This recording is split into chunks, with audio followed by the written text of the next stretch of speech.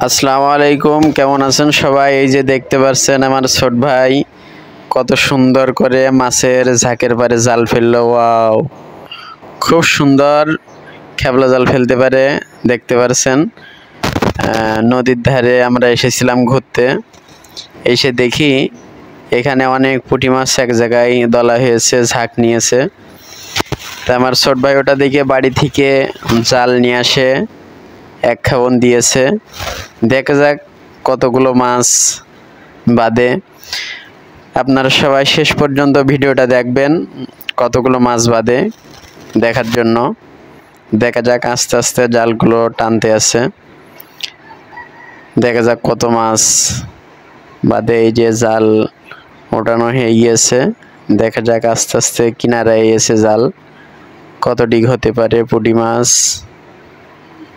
এই যে গুলি আসছে জাল, এই যে কয়েকটা করে পুঁটি মাছ নড়তে আছে কাদার ভিতরে, জালের কোষের ভিতরে মাছ গিয়েছে।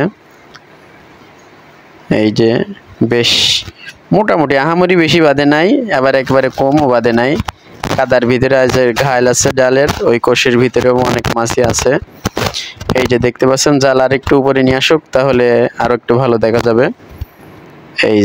এই যে দেখতে পাচ্ছেন, এই যে বেশ কিছু বেঁধেছে, আহামরি বেশি বাদে নাই। সবাই ভালো থাকবেন, সুস্থ থাকবেন। আসসালামু আলাইকুম ওয়া রাহমাতুল্লাহি ওয়া বারাকাতুহু।